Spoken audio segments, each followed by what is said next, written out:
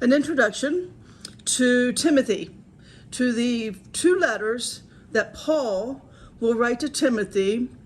The first one when he leaves Timothy in Ephesus to turn that church unsound doctrine around, and the second before his execution on his continued ministry. So Timothy is Paul's most trusted and most beloved. Paul really has a heart for Timothy. So let's go through a little introduction here on the life of Timothy. So Timothy lives in Lystra, which is in Turkey, south-central Turkey. It's a small town. He's the son of an immigrant parents. His father is Greek and his mother is Jewish. This union, if you will, of a Greek and a Jew made Tim a social outcast. It was this that made Tim fearful and timid. So in his younger days, he got to witness Apostle Paul himself preaching on the faith and the freedom and the doctrine, the gospel of Jesus Christ, which was very much different from the rabbi of his day. And it was because Timothy saw the message of Paul, and it was this teaching that got Paul stoned, they thought, to death. But Paul rose up, whether he was dead or just unconscious, it doesn't say. It just said they thought he was dead, and the next day he walked back to Lystra. And so because of this, Tim started immersing himself in the scriptures and became incredibly knowledgeable with all of the scriptures of the Old Testament.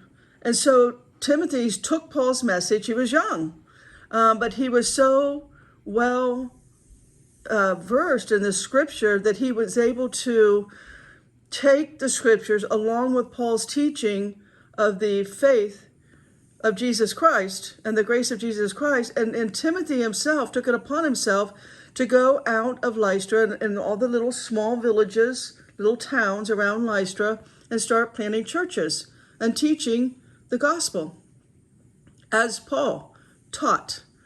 And so Timothy was preaching very sound doctrine. And when Paul came back through about a year later, after the stoning, Paul came back through Lystra a year later and found that Timothy was preaching sound doctrine. And so Paul decided to take Tim under his wing, so to speak, and make him a disciple. So Paul and Tim will now travel together on their missionary journeys for the next 9 years. And Timothy is just quietly learning everything from Paul. So as they were together, the only time that they were apart for the next 9 years was when Paul got wind that a church was going astray. They were getting away from sound doctrine and they needed correction, or Paul would send Timothy in to be an example of what a godly man of God, how he lives his life. He would set that example. So Timothy was, to go into these churches and correct them and get them back on sound doctrine. Now, after 9 years, while in Jerusalem, Paul is in prison for sending a Gentile into the temple. And his first 2 years of a 4-year prison sentence, the first 2 years is going to be in Caesarea.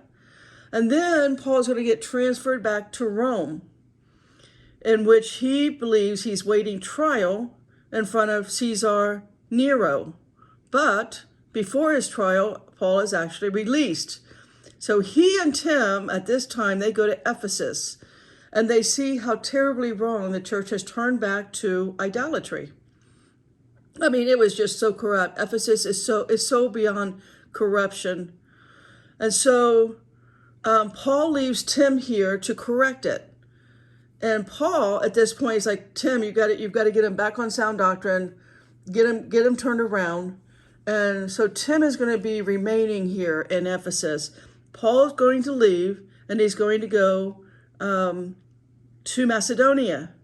And it's from here Paul writes his first letter to Timothy. While Paul is in Macedonia, he writes his first letter to Timothy to remind him to remind Timothy, to give him encouragement and support on here's how we need to get the church back in to sound doctrine, back into the gospel of Jesus Christ. So the first letter to Timothy is about encouraging Paul, giving Paul support, not Paul. Paul is giving Timothy encouragement and support and reminding him of the sound doctrine and the gospel of Jesus. So that's what the first letter is about.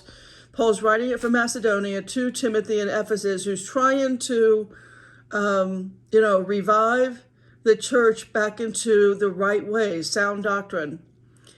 And so now Paul and Tim would still meet up, and they would take their missionary journeys. They would still go out through Asia Minor to visit and teach that in the churches that have already been planted. Now, it's during this time that Caesar Nero started brutally killing all of the Christians. So Paul returns to Rome and once again imprisoned for his teachings. This time, Paul knows Nero will have him executed. So it's here in prison where Paul is going to write the second letter to Timothy to encourage him to continue to follow in his footsteps and to keep the gospel sound doctrine alive and preserved. So Paul is in prison beginning in 61 AD at the end of his fourth missionary journey. That's in Acts 28:16-31. While he's in prison, he writes 4 epistles. 3 of them mention Timothy being with him. Philippians 1:1, Philippians 2:19, Colossians 1:1, Philemon 1:1. At the end of his 5th and final journey, while in Rome a second time, just before his death, he requests that his closest friend visit him and bring his personal copies of his writings. 2 Timothy 4:9, 13, and 21. Paul testified to those in Philippi regarding the unique Christian character of Timothy and his dedication for spreading the gospel.